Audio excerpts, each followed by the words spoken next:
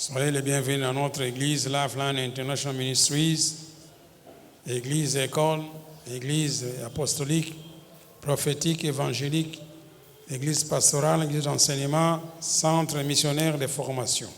Alléluia. Soko yawa yeba kenzamba tindi yo na formé yo pona appel na yo. Alléluia. Et mona na lelo et mona na te metondimi kaka ozi formation. Merci Seigneur. Bon, nous à côté à makambo etali la grande délivrance. Tobandaki dimanche passé. Nana tangi on ndaku nana asale atangi to a méditer nanda. Bon, je crois que aussi par inspiration. Nana monique biloko est révolté, parce que le but tout est fini. Le bas tout est fini. Maintenant biloko est le but tout est fini. Zaka yo na Bible na Jésus. Ata mutu muswa ndimi yango te yo ndima na yo. Nzamba kosaka te. Donc lokola lelo sera témoignant wa que Nzamba guérir. Alors cause la peine correct bibliquement tokoloba nini que sœur à recevoir nini guérison na yi. Bote Jésus a guéri ça qui est quand il était sur la croix, n'est-ce pas? Vous allez voir. Donc, guérison et salama qui na croix. Tant que tout est fini, à mon avis, sœur Ango, c'est que Yasmine, elle a maladie, à guérir. Alors, ce qu'on a récemment dit, au monde qui a biloko comme sousou, moi tout ça yo. Ça c'est ce qu'on passe chez eux, on va nous débrouiller. Et puis Jésus lui dit papa, mais moi nous ensemble, bien tout ça là non.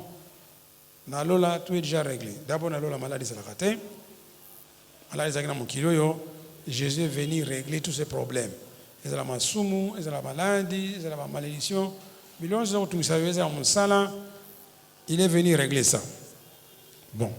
Donc c'est ça notre point de départ. Alors, tombe la Bible na yo, tombe la Bible na yo. Tombe la Bible na yo. Là-bas, cette Bible est la parole de Dieu. Elle a été soufflée par Dieu, par l'Esprit Saint. Là-bas, toute écriture est inspirée de Dieu, est utile pour enseigner, pour convaincre, pour corriger, pour instruire dans la justice, afin que l'homme de Dieu soit accompli et propre à toute bonne œuvre. Je sais d'abord qu'aucune prophétie de l'Écriture ne peut être un objet d'interprétation particulière, car ce n'est pas par une volonté d'homme qu'une prophétie a jamais été apportée, mais c'est poussé par le Saint-Esprit que des hommes ont parlé de la part de Dieu. Donc, Mukando et Simbi, ils allaient volonté en Nzambé. Alléluia. Donc, Nzambé a mon anagatin. Alors, il a imaginé un système entre Yenabiso et Mukili. Il faut ami comme il a déjà dans Mukanda, il a Zalaka Nani, Asalaka Nini, Akosala Nini. Jamba bengi yango convenant en français nini. Alliance. Donc alliance on a Bible terme dans alliance. Donc nzamba yebisi makamuna kosala pana mutu. Bon. Ayebisi pe mutu makamuna kosala pana ye. Donc to signer to yokani. Chacun fait sa part. Nzamba kosala côté na ye, biso pe côté na biso. Alléluia. Yana fotanga mukanda wana oyeba makamuni nzamba lobaki kosala pona yo. Ça c'est 1 2. Makamuni nzamba lobaki yo kosala pona ye. 2. Soko to yokani yo zana problème te. Mais si vous sala makambo zana kati kuna te problème. Et puis ce qui m'a encore dérangé dans la Bible d'après Dieu, le bas d'après Dieu. Là-bas, même faute moko involontaire.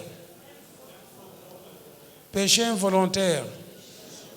ozaka coupable na zongi lisusu loba singa courant ezali awa na ebite ke courant ezali loba na simbi yango par erreur bon lokolo yebaki te na tiki ekotuta yote bon yango sikoyo fo itangaka bible oyeba makambo nini nzambe apekisi makambo nini lobi osala osoko osali likambo ya pekisa osala yango par ignorance osala yango na nko kombo kaka péché tu es coupable omoni alors plus ozotanga mokanda oyo obandi koyeba nini yango nzambe apekisi osala nini yango apermettre yo alleluya tozali awa soko osali likambo oyo apekisaki na bible oyeba te za nini péché oza coupable est-ce que toyokani sikoyo alors maintenant osala nini pour faire moins de péché osala nini so ni osala masumu mingi te osala nini osala nini mpelonga ngai lona munoko ba confiance te na munoko c'est pas tout ni olongo le lobi soko lingo sala masumu ke osala nini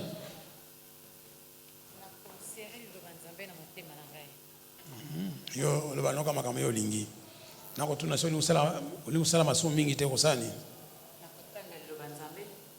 donc faut yeko la makambo na tina kati kuna alléluia c'est vrai que c'est au serrer le banzambe et ko pekisa o sala lisumu mais makambo suzo sala par ignorance le ba ignorance na yebité. Il y a quelques années, quand j'ai commencé le ministère, des jeunes filles sont venues me voir, innocentes. Bon, ils ont défendu. Je crois que c'est dans leur tribu, c'est permis. Alors on a passé la Bible à Tanga. Si on a commis, fouiller les publicités, to boy kindumba. Na lingala, ni azo tanga ngo to yebi kindumba. Oh, il m'a intrigué. Na changé Bible na pesi yangai atanga kandinga moko. Na bitanga susu azotanga kana yebi kindumba. Finalement, on fait un message. Na tu nous ça kindumba na pasteur. Donc vivre ndengeni. Ngabe siko yotanga bien. Atangi bien. Atangi boya kima kindumba. Albi na kamera na bi to BBC hein. Siko to sala nini? Botubela. Bon, ezala kitake ezali loko mo za ko sala parce que aza passionné même. Elle n'avait pas d'information et puis tout le monde le fait, bon, maintenant que c'est normal. Mais tant que kosalate, elle se répand. Vous allez voir. Donc il faut tant que la Bible en yomoko oyeba ce qui est permis, ce qui n'est pas permis. Tu yokani? Ya entre le bagage bino que au col bateau na kena prière. Ah oui na prière. Pendant que tu y as tout semble là en temps. Le banaki ko yeko la lo banzambe. Le banaki ko yeko la lo banzambe. Yango no foya na kaye na yo na Bible na eloko ko komela ozo mayele oyo ko salela na semaine oyo pour Satan atungisa yote. Tokani malamu. Toyokani. Bon. To mona que Jésus balobi ni loba Jésus le bi. Jésus le bi. Tout est tout est fini. Tout est fini. Donc avant Koufa, à l'obi, tout est fini. Imagine-toi ce que Jésus a dit, tout est fini. C'est sérieux, tout est fini. Alléluia. Tout on a l'ingloba, makamo mukilinion, so ils ont dérangé batou. Na ils ont dérangé yo, ils ont libala, ils ont la classe, ils ont la musala, ils ont la politique, ils ont la mboka. Nini susu? Nini susu? Vous allez le battre. C'est le bien en classe. Bana, c'est bien. Donc, et là, comme mon côté, Jésus a canissé quitter. Alors, ce qui fait, c'est la passe na bateau. Bon, moi, on a le cas d'Nzambé ango, azara qui dit ba. Sur les camboisiers, le bio Nzambé, pourquoi tu as permis ça? Ah, il y a un Nzamba permettre les camboisiers pas na solo. Mais il y a un moment de provoquer. Là-bas, tout est fini. Là-bas, na kati ya tout wana. Makambo sa mukiliza na kati. A régler ango, a bongisi makambo libala, abongisi makambo ya bana na ndako, abongisi makambo ya mibalo wa mundaka na basi na bango, abongisi bana bayibaka na ndako, abongisi makambo nyonso asilisi, et puis alobi nini, tout est fini. Toyokani malamu. Soki alobi tout est fini, yo sikoyo na moto na yo, faut yeba que Jésus m'a dit tout est fini. Est la malade, est la pauvreté, est la malédiction, est la likambo songolo ka kocha kombo, tout est fini. Même patron na musala bazo kana te, mais on dit ah Jésus a dit tout est fini. Na moni ka to yokana. Alléluia. Kolobate, oh Seigneur, pourquoi tu as permis? Il ne permet rien. Yonde fo omituna pana ina kote na likambo. Alléluia. Loba tout est fini. Tout est fini. Nakati ya tukuna makambo nyonso ko tungisa yo. Loba nazoko kopona te. Mibale ba yelingai. Na ebi o ina kopona te. Jésus sa pona to apona nante. Loba tout est fini. Loba neka Jésus lokola tout est fini. L'aksanga oyo nakobala. Alléluia. Ben on a monton na yofo yebaka tout est fini, Dieu n'a plus rien à faire na makambo ya batu. Il a tout réglé parce qu'ils allaient omniscient, le ba omniscient. Donc ayeba makambo nyonso. Voilà. Yo yebite me ya yebi. Alors surtout ko to banda ko kanisa na base ndengo yoke tout est fini. Musoli kambo zwingai na ko trembler te, na ko banga te pour na yebi que Jésus a dit quoi? Tout est. Alléluia. Bon, to bani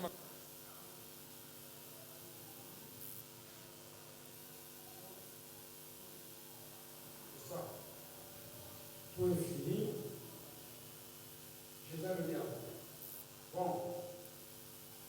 L'origine n'a pas sa grande vie. L'origine n'a pas sa. Bon, on va y pécher.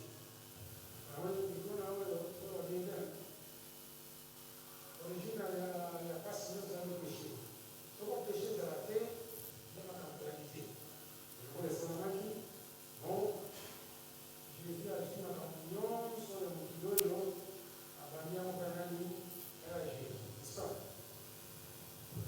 Jésus. Hein? Parce que vous. Vous le voyez.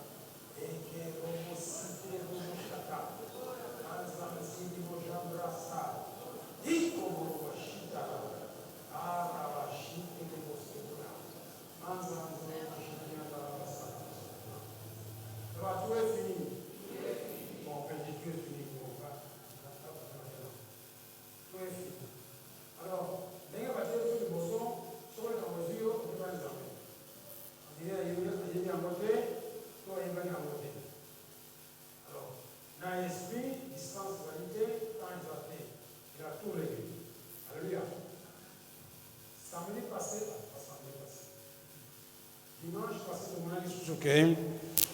La compréhension de la parole de Dieu. Ça qu'on délivre, tout ça qu'on délivre. Donc on a qui la compréhension de la parole de Dieu délivre. Beauté. Alors, ce qu'on va dire, le banzambe, le qu'on a ôté à ce qu'il faut ça tout yo comprendre. Alléluia. Et ensuite on va tout nous comprendre, si on comprend il faut le comprendre, va expliquer les sources. Parce que en esprit, mundu qui moussou se zate pour se défendre. La parole de Dieu. C'est la seule, donc, c'est la seule arme qu'on peut utiliser. La parole de Dieu. Donc, en esprit, et là, moussou zate. Bon, mais la Bible est zate.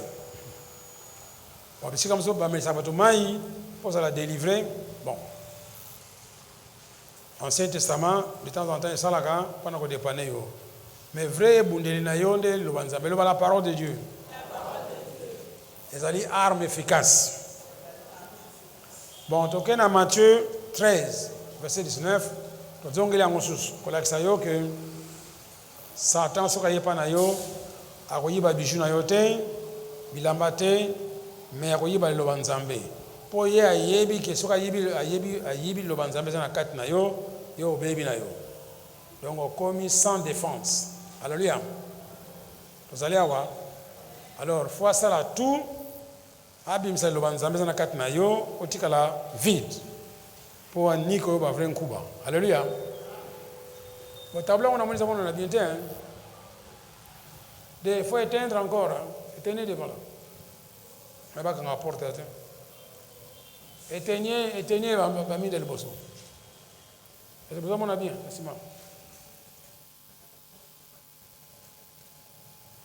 Donc on a lingo tanga comprendre. Pour mikolo ya, tu vas lancer la carte de Banzambe. Il y a mon Jésus, après cet exemple. Bah la soki le Banzambe za mundu ki munene. Bon. Totangi. Non, totanga makasi ko bato za bomo. Bo soko yo joie ici li. Ogangi mingi.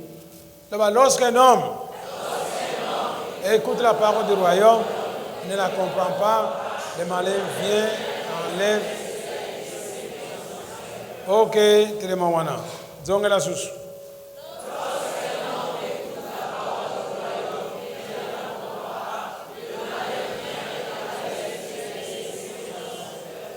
Bon, maintenant, c'est Jésus qui parle. Hein. Je crois qu'il sait bien de quoi il parle. Lorsqu'un homme écoute la parole de Dieu, du royaume, ne la comprend pas, alors le malin vient, enlève ce qui a été sémé dans son cœur. Lorsque j'écoute la parole de Dieu et je ne la comprends pas, le malin vient, enlève ce qui a été sémé dans mon cœur. Bon, c'est ce que je dis. Malin. De Satan, comme malin égale Satan. Il y a le verbe venir là-bas. Hein? Donc Satan peut avoir de temps en temps. Alors, il y a le banzambe awa. Il y a tout. Attendez ce qu'on comprend. Vous voyez que Dieu n'a rien à faire là-bas. Est-ce que vous me comment Zambé? Vous me comment Zambé? Oh Dieu, pourquoi tu as permis? Pourquoi tu as permis Satan d'attaquer? Est-ce que vous me comment Zambé? Yo nde na liloko. Donc tant que vous avez yo les malheurs na Congo l'église belé balandika baya kato na missioni donc kuna fana na sima so le Dominico Bosco amen ici. Donc toi tu n'es pas responsable. Bible zate, kaye zate, otalaka sango, so sala makamone ici okenda. On a bien en religion. Tu es en train de répéter les mêmes gestes tout le temps. Mais toi, tu ne participes pas, tu ne fais rien. Ah, parce que tu es yo, ndengeni yomoko okomibundela, soko Satan attaqué yo. Tu yo gani? Satan attaqué yo. Attaqué le pasteur. Yesu pasteur fa yekola, ndengeni akobunda, so Satan attaqué. Alors mundi mi pe yekola, ndengeni akobunda, so Satan attaqué. Alors si tout le monde sait se défendre, moi Satan ya tu allez voir mais on besoin d'être champion akumba ka ba démon bango. Bon, je t'avertis que ici on fait pas la collection des démons. Ça va collection ba démons. Tu veux madame so yana démon moko yomoko bengana yi. Tu yokani. Awa église faut la kisayo siko yo ndengine ko sala pendant likambo sala masute. Ba yibsi yo tango baza ko te yo soko comprendre te pendant qu'on t'enseigne. Sur place, Satan enlève ce qui a été semé en toi. Quand semé le bama, le bon azako le basco yonde semence, le banzambe na ko tindika ngwe kota mutema na yo poza mayele. Bon, soko nazako teya yo zako lala, to zano d'accord te, moyema le bon kota. Quand tanga to ko bimaka pa, Satan ayibi yango. Et puis, aux autres en église, bamboule belé, changement Et là, que changer, c'est la quantité de la parole de Dieu qui a été sémée en toi, qui commence à grandir. La quantité de la parole de Dieu. Quantité, on a écouté par la quantité de Dieu en toi. Alors, ce que Dieu a tourné, il y a des attaques qui sont parce que quantité de banzambe na kati no eleki mingi sata omegate. Soko yango ekoti mingi bane ko produit onction akomona ngo okima. Alléluia. Alebi l'onction brise tous les jours. Côté. Alors landa malamu ndenge makamanda lo bano lelo to bandi siko yo période asika to tamala lo banzambe. Do mundi minusa la influence makasi lo banzambe bongisa ye. Ngape na telemia wa lo banzambe bonte bongisi ngai. Il y a 40 ans, il y a 40 ans, les gens ne comprennent pas. Le fait d'être pasteur, il y a poste là-bas, il y a poste. Il n'y a rien de spécial là-bas. Mais le pasteur aussi, c'est un fidèle de l'église là-bas, c'est un fidèle de l'église. Je dois faire la même chose que je vous enseigne. Ce qu'on a dit là-bas, à quoi il libère. Vous avez vu ça? Vous avez vu ça? Passer à un spécial, nous avons passé à Boutou. Hein? Oh, on n'a pas passé. Non, les pasteurs doivent étudier comme les fidèles. Est-ce que les pasteurs peuvent Subaka? Subaka n'est pas mon sous. N'est pas Dimika. Hein? À qui n'est pas la toilette? Yes, là, de haut en bas. C'est comme ça. Hein? Donc, Zalama Yele. Le pasteur, ce n'est pas un homme spécial. Il est comme toi.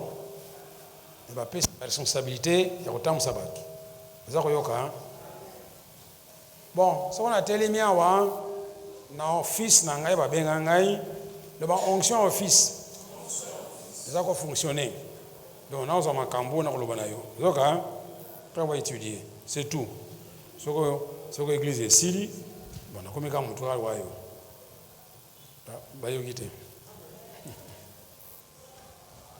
Alors, bien que tu aies pasteur,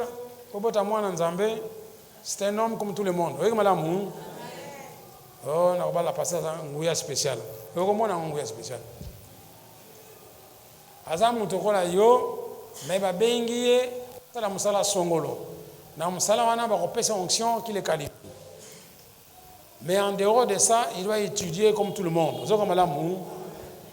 Il y a un les moussous, sambila na yo les moussous passer à sambalité, non je n'ai rien. Vous allez voir. Mais balinga ko adorer ba pasteur, comme ça nzambe, vous allez mbongo na yo, rotia na banque, rotia pas passer à bombe la yo. Le bas, quand il est tenté, à ça la garantie hein. Bon, à foutre avec intérêt. Si c'est possible. C'est comme été. Vous avez vu ça? Donc, vous avez la confiance plus dans Nzambe, nous avons un bateau, que bateau. C'est que le passé te dit. Yomoko, il faut débrouiller la Bible autant qu'on comprendre. Dès qu'on comprend qu'il faut évoluer. C'est comme à l'école, dis-moi à l'école primaire, en tout cas, il y a autant de facultés. Mais ce qu'il y a après un temps, il y a aussi la calcul mentale. À une école secondaire, il y a comme lettre, parce qu'il étudie. Alléluia. Alors, le ministère Mounene, Jésus a dit qu'il y a enseignement. Alors, je crois déjà Jean 18, 21, j'ai toujours enseigné dans les synagogues. J'ai toujours enseigné dans les synagogues. Jean 18, 21, je crois. J'ai toujours enseigné dans les synagogues. Pourquoi? Vous allez voir. Alors, le faut à Bino, c'est bien, Kobina c'est bien, mais il faut en mailler. Donc, si vous mailler en Zambé, tu pourras te défendre dans tous les plans. Alors, le temps dans le tableau, Jésus lui répondit. J'ai parlé ouvertement au monde. J'ai toujours enseigné dans la synagogue, dans les temples où les Juifs s'assemblent Je n'ai rien dit en... Tout le 90% ya temps na ye aza côté ya bato. Est-ce qu'il n'était pas prophète? Il était prophète ou il n'était pas prophète? C'est que le prophète a mis comme ça, comme ça, comme prophétie. Ati ya kana été, aye ko la raté. Donc dans Matthieu, ça sur Matthieu 9, 35. Tana makama Jésus a sala. Si vous êtes prophète, tu dois enseigner. Ça c'est la première chose. Et puis, total la deuxième chose. Tant Jésus parcourait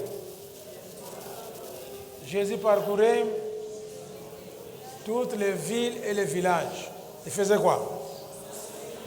Amonyango, prêchant la bonne et guérissant. Donc, ce qu'on dit aux prophètes, tu dois d'abord enseigner et prêcher, ou bien, si on n'a pas besoin d'un prédicateur, prophète, prédicateur, ça va. Il y a un prophète enseignant, ça va. Mais ce que le prophète, il ne fait que prophétiser, ça t'engage. Ce que le prophète, il ne prêcher, il ne fait que prophétiser, ça t'engage. Et puis ce n'est pas un plaisir de prophétiser,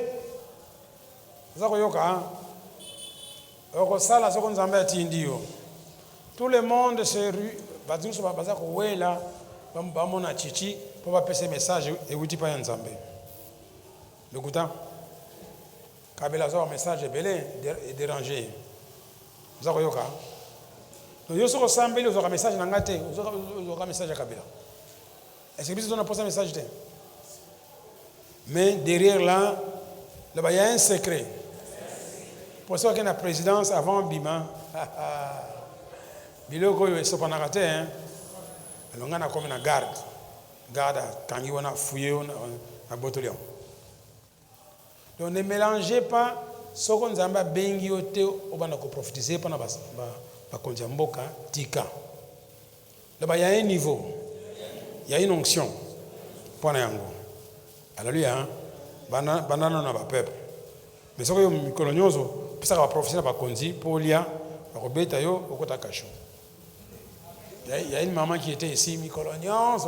Il y a un message dans le Kamba, pas papa Simon. Pourquoi besoin en église?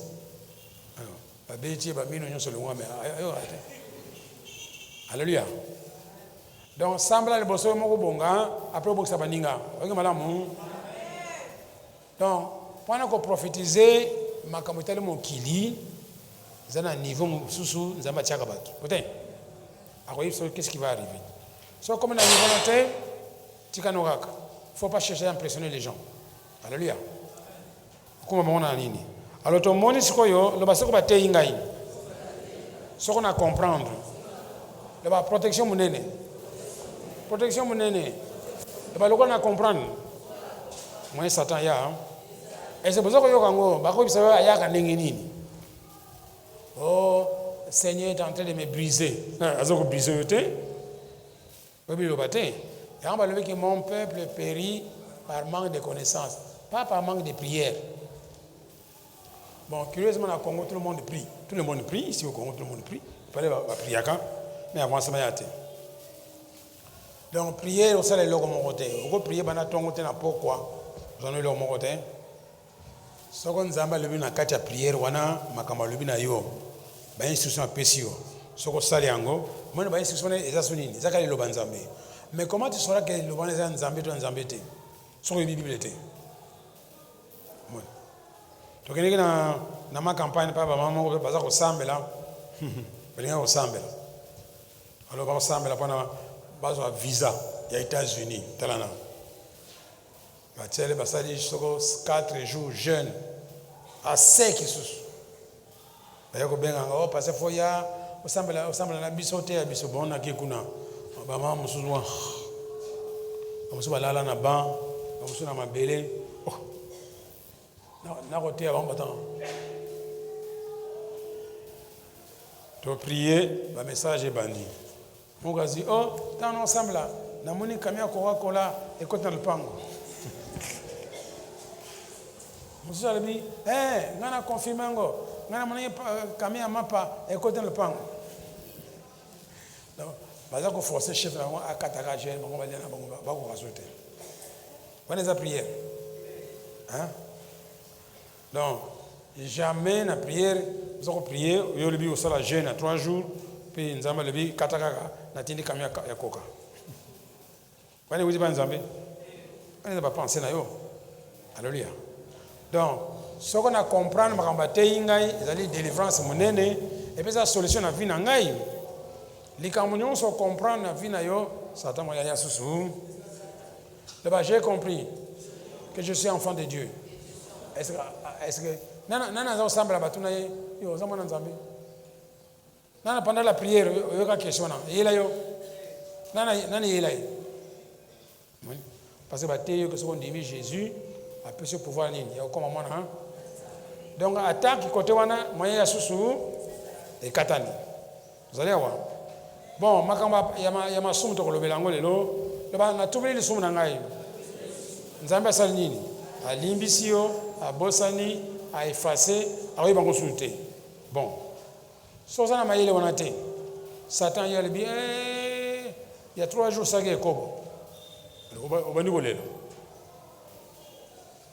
oh pasteur j'ai un problème qui me dérange allez ok pas frère le frère faut tout la malade moi faut tout la malade te lela beta mabolongo et ça va le venir dans la Bible hein balibeka ko confesser bote alors muna passer wana tiaba Mungu ana sukali ofukami oleli esilite pour yebelo salate mais soko yebi ke otubela ki ango selon 1 Jean 1:9 nzamba yokaki yo alimbisi yo abosani oyeba soute so Satan na idée wana le Satan au nom de Jésus sortez potez le boko na poche biso le bizarre j'ai reçu mon pardon des péchés il y a 3 jours alléluia makambo si la raté hein mais so ça na mayele wana te côté wana oya ko takio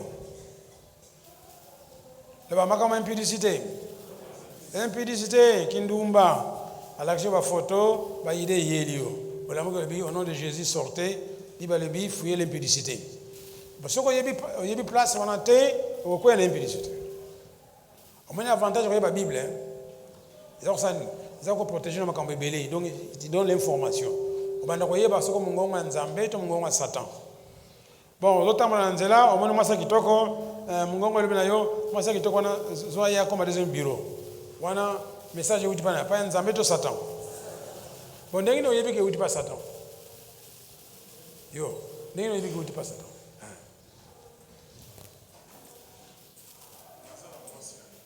hein omona babandi ça moi c'est pas ça basi ba parler banda te donc bon il faut battre abino mon c'est quoi donc il sait même pas se défendre oh Satan évite nous allons moi c'est ndako wana c'est la Bible hein Bible sur le Bible nous allons moi c'est ndako Satan kimi bon awa tellement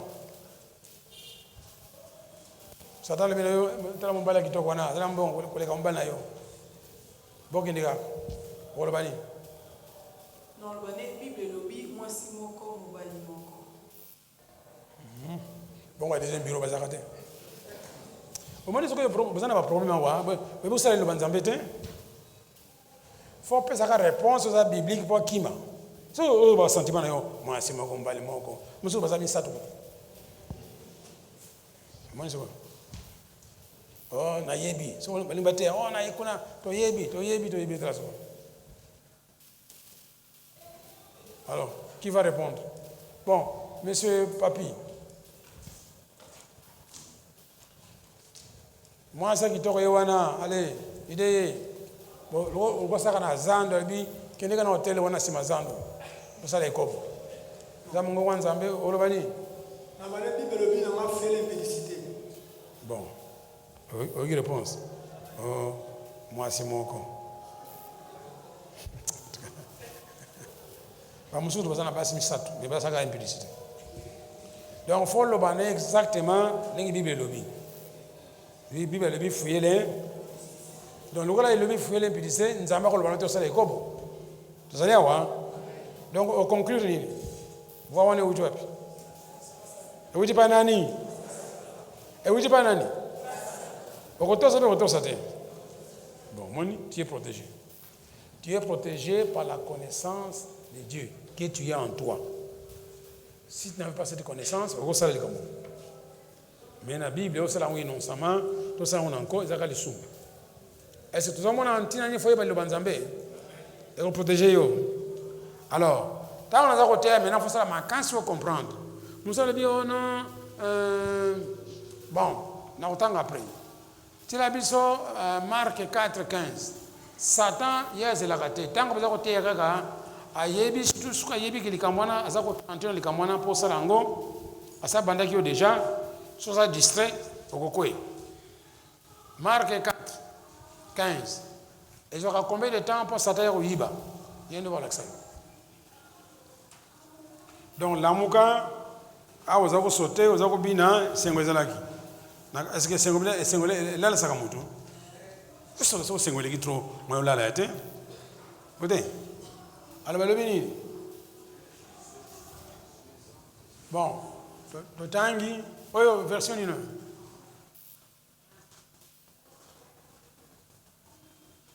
Ah, pesa biso soko français kuna pas le bi aussitôt. Ah, le bien monter. Les uns sont le long du chemin où la parole est semée. Quand ils l'ont entendu, le bas aussitôt. Bon, aussitôt, ça veut dire quoi? Aussitôt, combien de jours? Hein? Yon nimba. Oh, nous avons nimba te. Bah, côté le banzambe pour comprendre pour y aller. Yo, nous avons nimba. Le bas aussitôt. Asalini, viens, enlève la parole qui était semée. Azako Oumela, il rôde tout autour, cherchant qui. Alléluia. Biso pas dans Nzambe, faiblesse na biso, on n'accorde pas une importance à la parole de Dieu. L'église est belle. Kaka, côté à ma campagne, il y a délivrance, tout ça. Mais au lieu de communiquer la connaissance aux fidèles de l'église, non. Et c'est pour eux qui, donc aussitôt, par exemple, si vous avez distrait, il y a aïbi. Comme on a fait mais ça peut m'imaginer déjà. La compréhension de la parole, c'est une protection pour moi. C'est la protection pour moi. Donc quand je comprends, en tout cas, ce qu'on comprend, les Cambouana, le téléphone, il y a des belé, bon, je vais Combo, avec enregistrer comme on était dans le téléphone.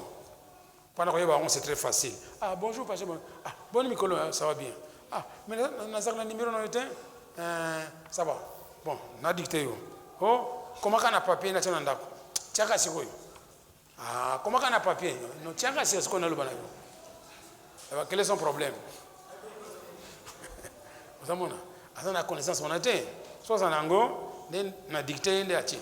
Donc, Nandaku, moi, enregistré pendant il n'a pas de connaissance. Donc, quand tu as la connaissance, tu es libre. Vous connaissez la vérité et la vérité vous a. Alléluia. Nous sommes dans Matthieu 13, 19.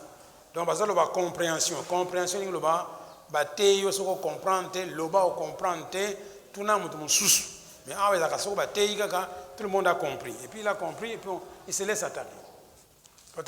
Lorsqu'un homme écoute la parole du royaume, ne la comprend pas, le malheur vient, enlève ce qui a été sémé. Bon. Est-ce que vous avez une question? Pourquoi le malheur est venu? Frère, tellement. Debout. Pourquoi le malheur est venu? Le malheur, il est venu pourquoi? Le malheur est venu parce que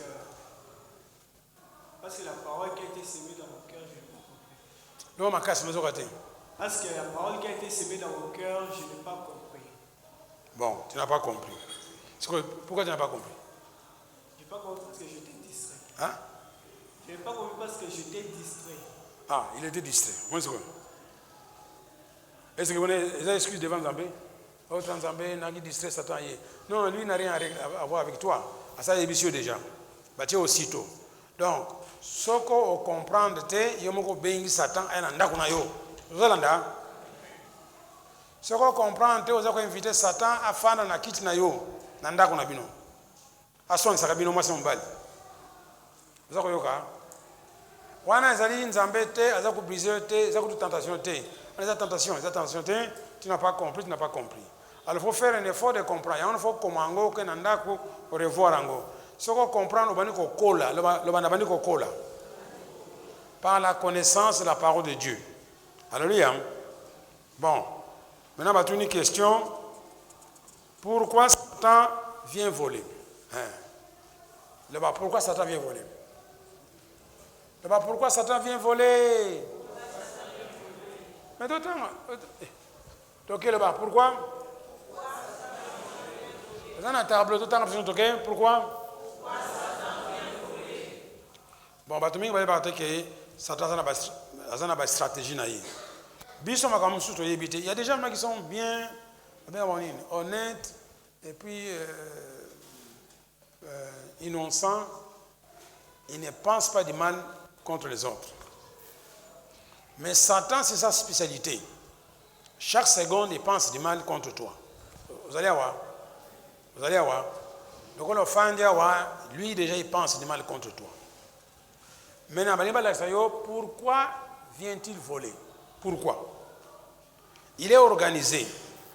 Bon, maintenant, quand je comprends la parole de Dieu, c'est une arme pour me défendre. Quand je comprends la parole de Dieu, je suis délivré. Je n'ai pas de problème. Parce que c'est Satan qui amène les problèmes. Mais comme j'ai compris, moi, il y a un exact. Alors pourquoi ayako yibaka le banzame na kati na yo? Ayako yibaka, maintenant Jésus va vous expliquer pourquoi. Totangi, là-bas, ceux qui sont le long du chemin. Ce sont ceux qui entendent. Mais totanga,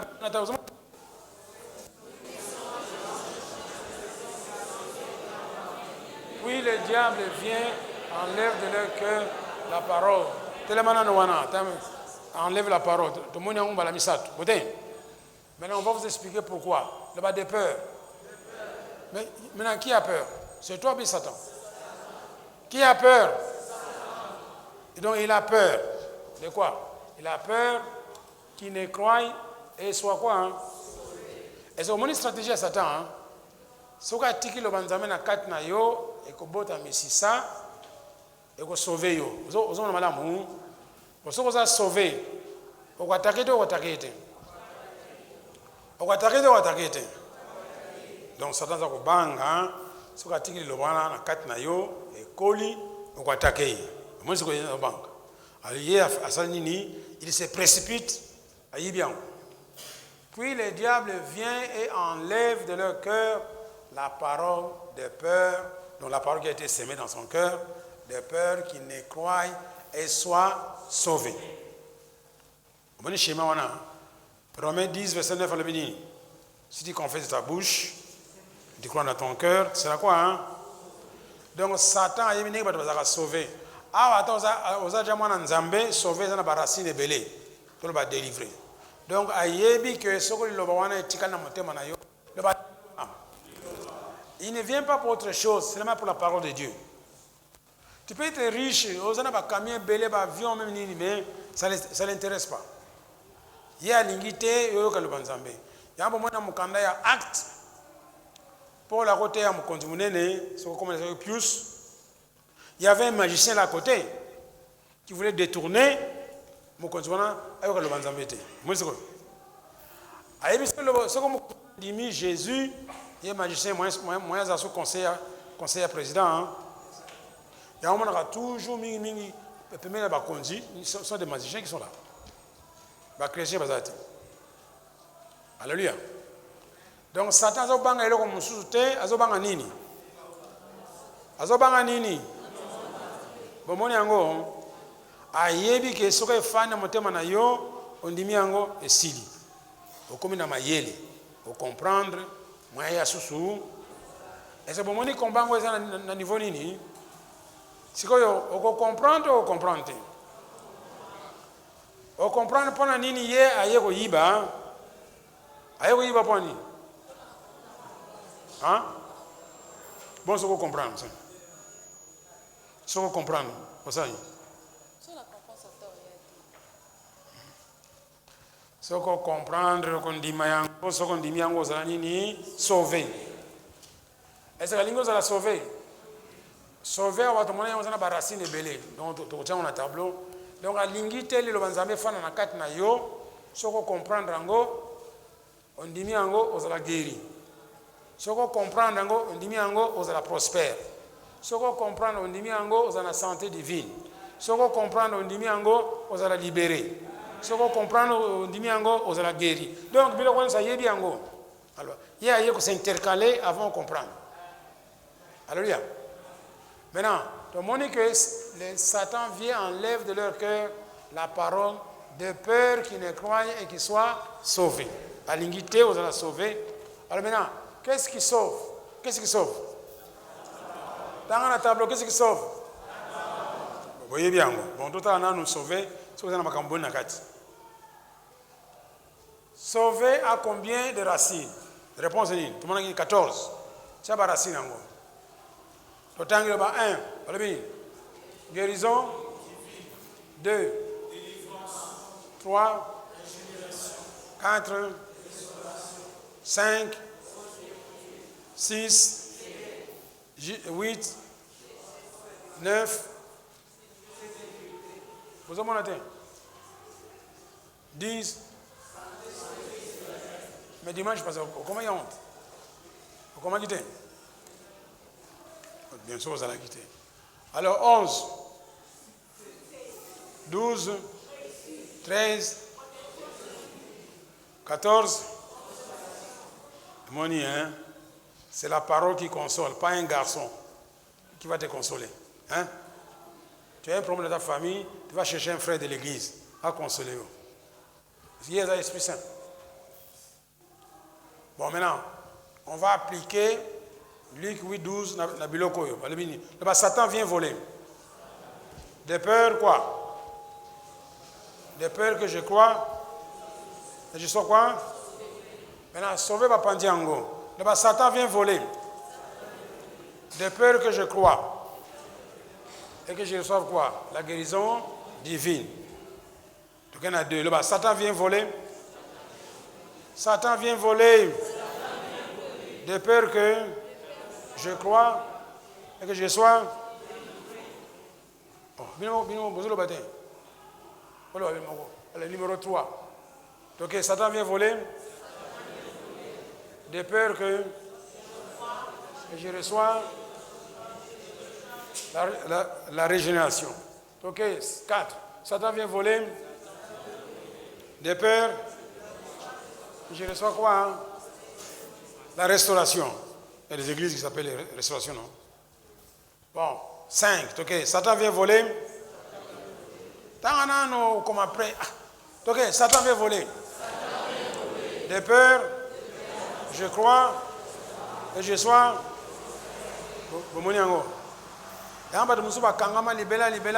Prospérité financière, famille nyonso, mbongo basimbakate. Oh, biso na famille na biso, mutambongo azate. Mutambongo azate, bomoni biloko Satan salio. Hein? Oh, famille na biso to balakate. Famille na biso to botakate. Famille na biso biloko nyonso.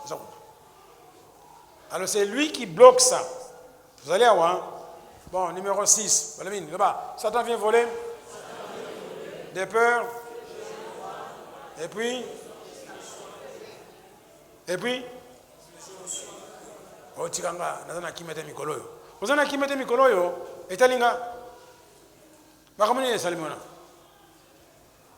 Satan vient voler, à déranger au point Ibanini, Kimenayo. Bon, numéro 7.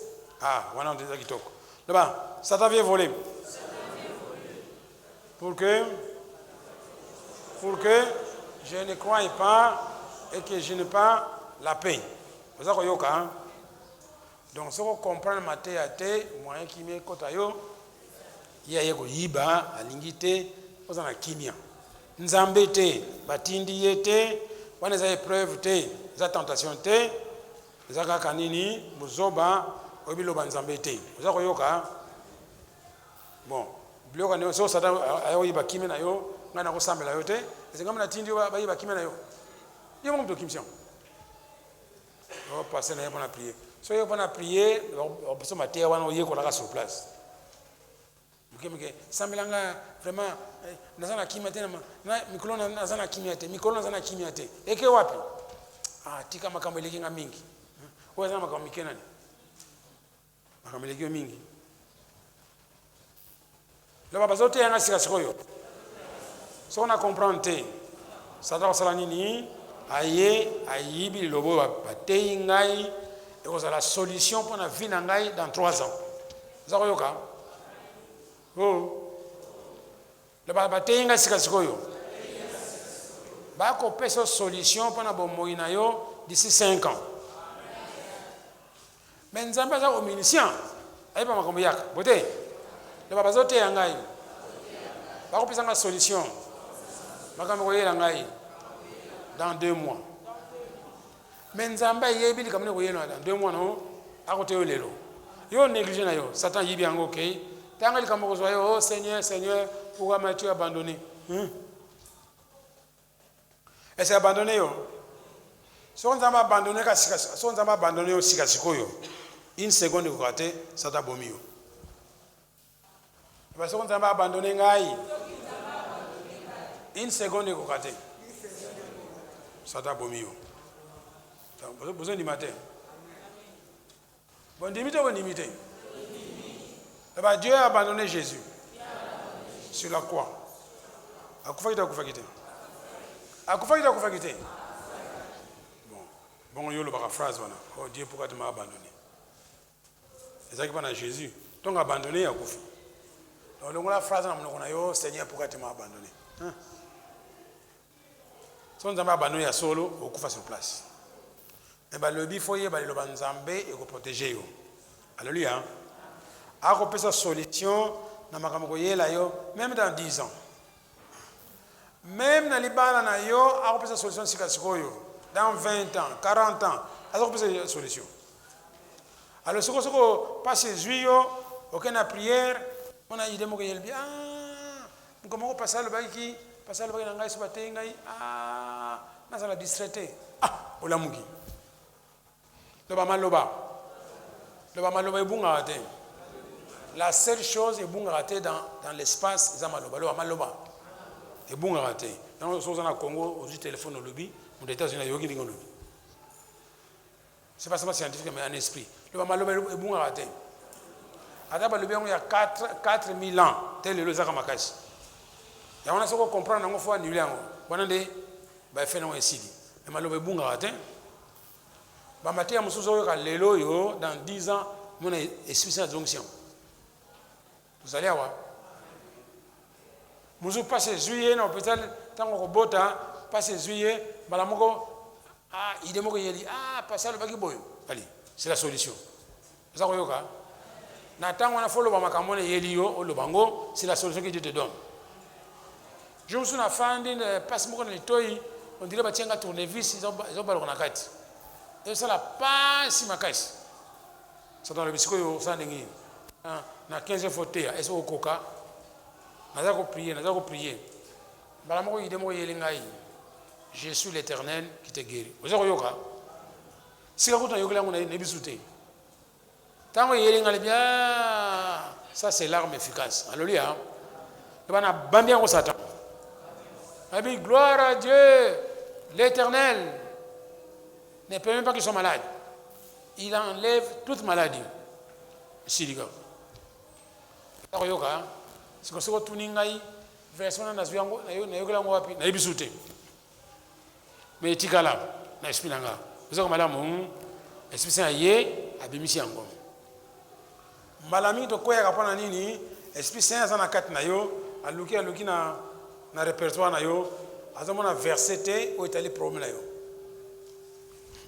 Bayogite la banana problème nzala na problème nzala verset nzala na kati na yo ezate espèce ya yelinga yedeyo mais atali fête verset mo nzala zate bon asani parce que musala na ye l'esprit saint vient te rappeler le va rappeler ce que le Seigneur Jésus t'a enseigné. Bon, or que le Seigneur Jésus a teki ma comme nzala, il y a un kanda, alors le manzala il y a meliti na tongote. Robuto sepela, alors verset ngo Satan iba ngote hein. Donc au temple no mamu nene bo temple la balabala sans verset nzala. Le Satan, le banzala zuyo. Nzala zuyo. Oh Seigneur, tu m'as abandonné, moi je t'abandonne pas. Abi mais na oluka na répertoire na yo na kati kuna ata verset mo na monte nzala. Moi to ideo. Vous avez yoga, la routine de pas pasteur. Mais on a 3 jours en zala. Vous avez yoga, n'a qu'au bon ma version na kati, n'a qu'au va faire ça de mususu. Qu'est-ce qui est mieux? Ce qu'on va faire ça na kanti na l'air wana ba spécial tali ba monique ba taquer na côté kolia, a bisi verset kolia. Ba que le Seigneur ne supporte pas que les justes meurent de faim. Oyango. Ba la moko lobi yango, biloko ya raté hein.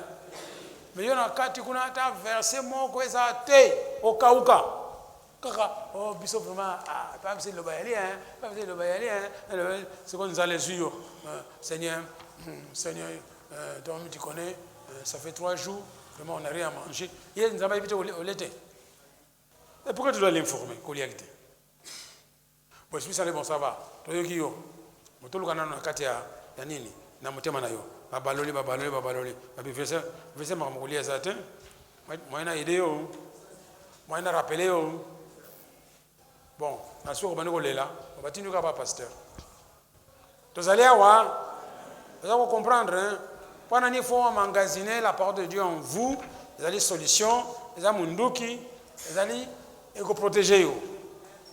Je me rappelle une fois tourné aux États-Unis. Frère moko akumingai na prière montagne kuna bon ezaki musika mbongo ezaki mingi te faut réserver place na hôtel na kufuta mbongo wana finalement on avait rien. Bon donc comme kuna na conférence mengana yebaki ke fona semble ka proverbe wana 10 verset combien 3 la Bible tanzamena na komba Yesu toi tu as dit que les justes ne meurent pas de faim nandimi na le zako yoka. Je ne sais pas combien de temps il y a qui maman ko benga akabenga mbongo za ko yoka na yebi ete to ju yango to so bilo kolia le bali lo banzambe eza solution pona vina nganyonso lo banzambe ya ona so ba ko te ayo ko lala te ko négliger te ko mépriser ngote yekola yango efana na kai et puis nzamba yebi na ye exactement attaque ni nozo. Vous allez avoir. Il y a un terre. Alléluia. Oui. Prenez le micro.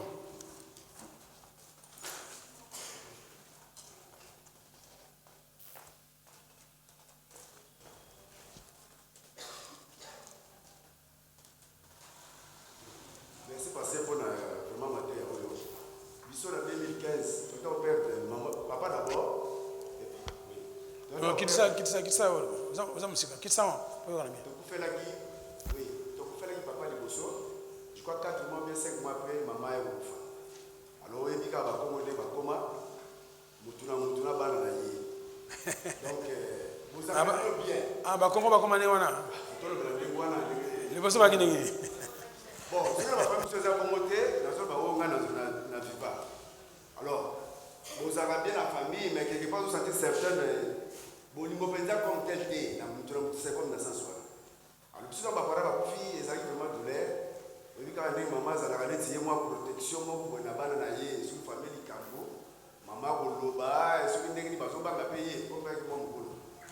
Alors, et ça, là, tant que ma fille, et ça, là, qui sont les mois, passe dans le mais après, enterrement, il y a maman, la biso, tant que la famille va faire un rapport, par exemple, avec Bolonga, dans la vie. Na esi bango ke tito tikali boye eloko mo fukuto yeba biso nyonso malgré ba para ba sa susute mais nzambe ye ati amitia position kazali père ya ba fele donc mutu moko azala na kati na penser te ke toza sur ba parenté ya mi balé to se confier na nzambe so to se confier na nzambe a comprendre so na biso ko le route to yeba para biso to sambelaki elegaki bien ti lelo yo ba para bakenda souci wana ezalaka mpenza te na sens wana. Et puis humiliation oyo bato bazalaka nango soki baparent bana etike ezalaka mpe te.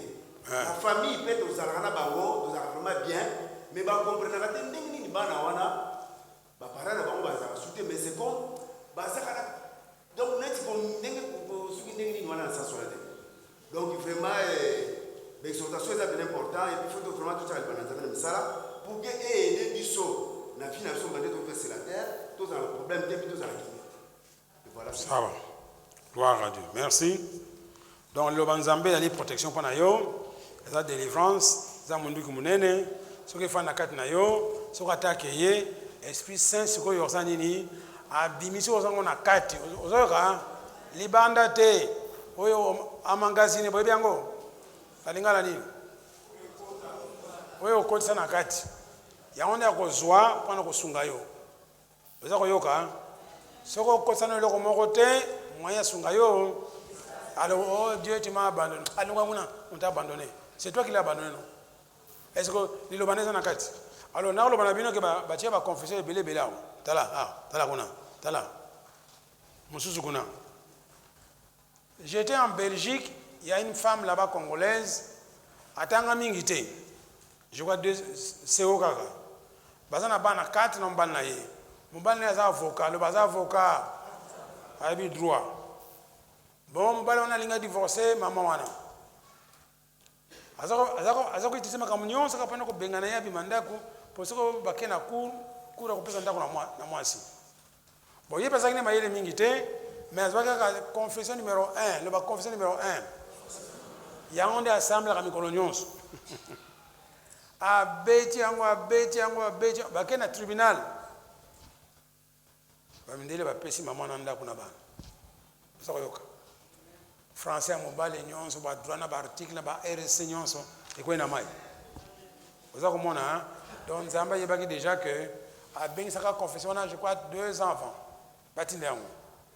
C'est tout ce qu'elle faisait. M'a dit abi ngana assemblée ngana nabi assemblée. Donc on attend la confession yo na pesi merci. Attends une confession. Attends on a un tribunal. Na beti on a tongo na beno na tongo. Comment est-ce que vous avez yoka? Alvaki nous dimanche que l'homme vivra pas seulement de pain mais de quoi? De toutes paroles qui sortent de la bouche de n'importe quelle parole. Ya nzambe obikisa yo. Baki malamu soko yebi yango. Na tango Mobutu tango zalaki awa. Il y avait toujours des expéditions entre la Kinshasa et la Brazza. On appelle le gouvernement de Haïti, Batou, mais ça m'a boulé. Vous voyez ma camona? Mais vous avez c'est bien. On a besoin de salaire. Donc, on a bâti un militaire, on a mission de secret. Alors, il y avait un militaire là-bas, Mbinga. Comment on a Ngolo? Ngondo Bila. C'était là, Casta. Azaki prisonnier na Nandolo. Donc, il était watanga na mingi de basoda Mobutu watanga mingi te patron dona. Ateye mais à Kanga Romains 10 verset 9. Zako yoka. Donc à Kanga on a nani pa yemango na ki militaire kaka. So ba tiene expédition wana ba kei ba kanyi bango. Na Butu. Wana bilomo benga mission moko secret donc luka moyen ka yemoko mbik saka ozonga. Jamais gouvernement ko déclarer que ayi bango. Alors lui pasteur ba kangi biso na bani ko yemba nzembo wana. Nzembo ni Romains 10 verset 9. Na ningale le bani. Na saka na mona ngai. Isa mo konzi et puis na soka bi na ko bika. Abi a lobby ngo mayela moko jibo alimwe. Azongi na Butu wana. Zamona. Donc tu as monné à CP le bino verset za makasi. Donc c'est le banzame non. Ya mo de bika qui est. Puis na soko le bi akobika, abikipe. Donc tika luka makamusu mingi faut ça na ba verset moko boyo so makambe baby ozu yango bambi yango na Satan faut kende. Alléluia. Maintenant eko ya ndenge nini tango zo confesser biloko yo zo tanga Bible Esprit Saint azako la action ba verset nini ko zwa pour na ko confesser bana yo moko. Boite. Nana sa mona zo tanga Bible Esprit Saint pese verset na kata Bible.